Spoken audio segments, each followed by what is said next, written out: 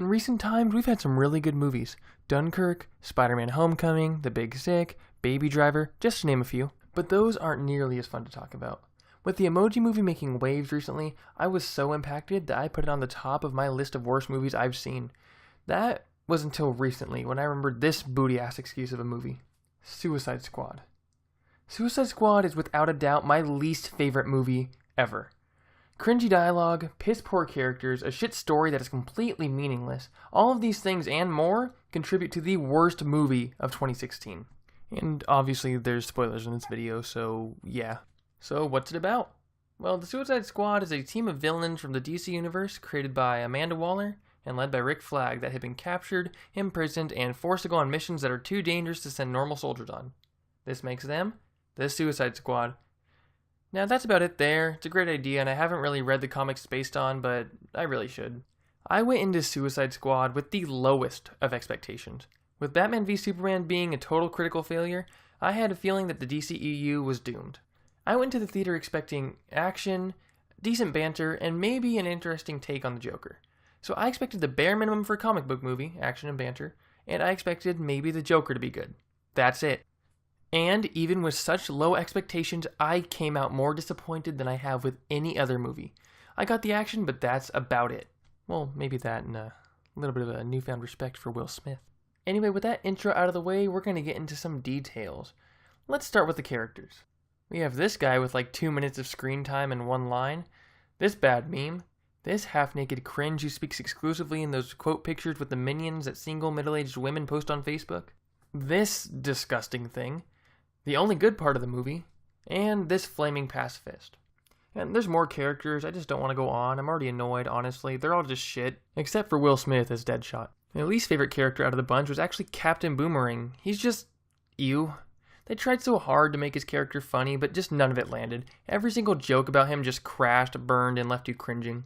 I mean, I guess he's not that bad, but I just didn't like anything about him. And he's just the right amount of terrible that just rubs me the wrong way. Next on my list is Harley. They stripped her of any character she actually had in the comics and just made her eye candy with cringy dialogue, who apparently can't swim because that's how she got caught, but we'll get to that in a little. She's not smart, she's not strong, she's just a dumb, edgy bitch in a crop top and booty shorts. It's pathetic. However, I do commend Margot Robbie on her acting. She's not the problem is her writers. Now comes the fun part. The Joker. The Joker. Jared Leto as the Joker has to be one of the most disappointing aspects of the whole movie for me. Of course, after Heath Ledger, anything would be disappointing, but I expected Jared Leto not to be as good. But that little hope I had for a decent interpretation of the Joker was just crushed. He's in like 4 scenes, and every single one of them is just shit.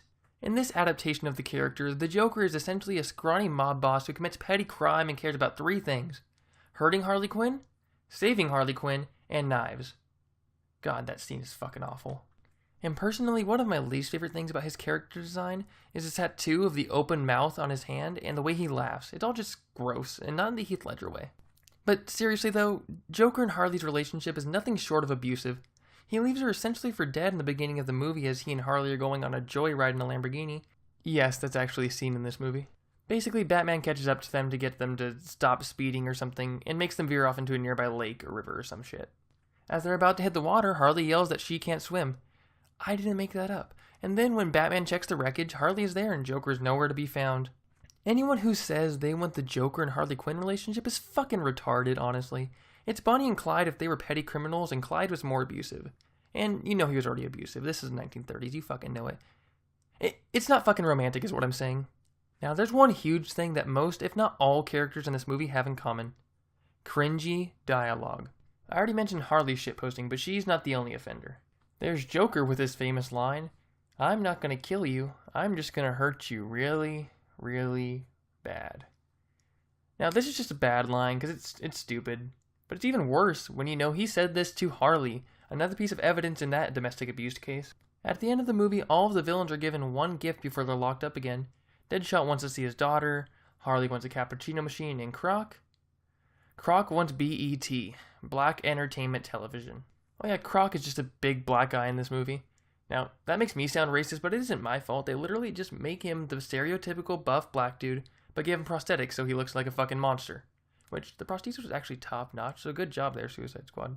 Now, my personal favorite is when Rick Flag is introducing one of the good guys, Katana, to the group and says totally straight-faced, "This is Katana. She's got my back.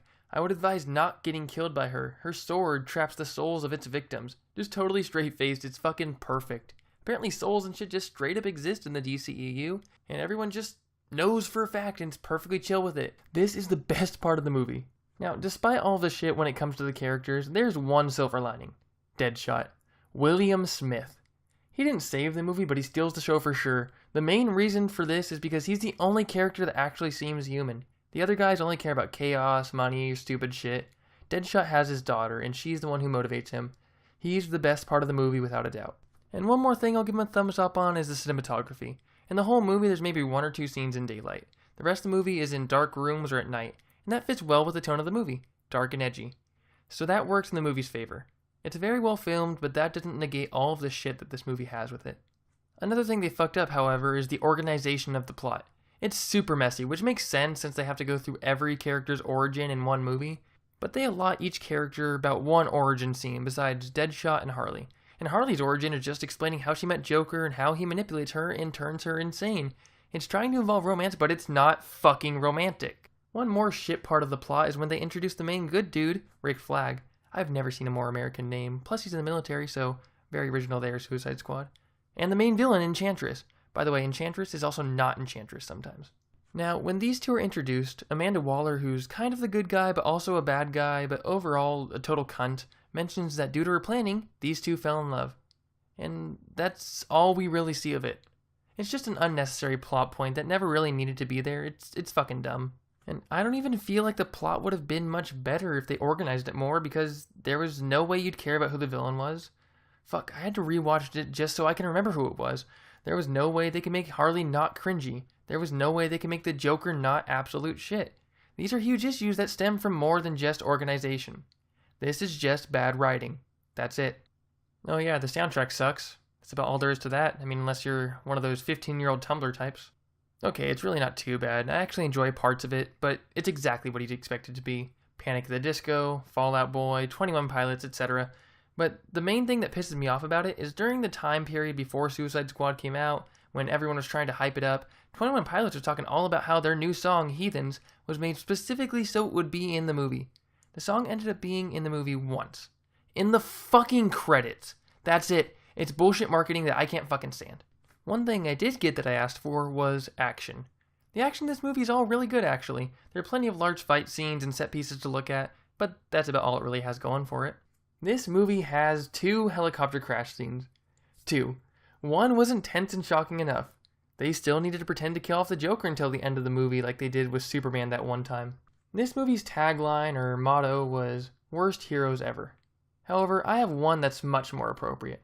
Worst movie ever. Also, no refunds. A lot of people were really excited for Suicide Squad, and all it did was disappoint. And odds are, if you did like the movie, I probably don't like you, so there's that. I mean, that's not like a scientific law or anything, but it's certainly likely, and it would make not liking sure as hell justified. I have truly never seen a film that has this much baggage. There's no good part to this movie, and it makes me unbelievably nervous for any future DC movies. I mean, Wonder Woman was pretty good, but the trailer for Justice League came out not too long ago, and so far it's looking like Suicide Squad with good guys. The only difference is that we already know that these versions of Batman and Superman suck, but that could be a whole other video on its own. Odds are you wouldn't like this movie unless you're in its target demographic. Misunderstood 13 to 16-year-olds with a shit taste in cinema. And this isn't even like the Emoji Movie where I think you should check it out. There's no reason to see this movie. Unless you're, of course, a huge Will Smith fan, and if you are, then you should definitely see it. But I mean, it's late 2017 as I'm recording this, so I'm not sure there's a lot of those. It's impossible for me to overstate how much I dislike this movie. I can't think that it was made for any other reason than to punish me. God, I know you're looking down at me and laughing, but I know it's deserved. I accept my punishment. I know what this is for. We both remember it. That one time when I was like 14, I was at Target and I was playing with one of those big colorful balls that I hadn't paid for. Then I took the ball, placed it in between me and one of the shelves, and then I leaned against the ball and I went too far. God, I went too far and I popped that ball. Now being 14, I didn't know what to do, so I panicked. I took the former ball and hid the remains.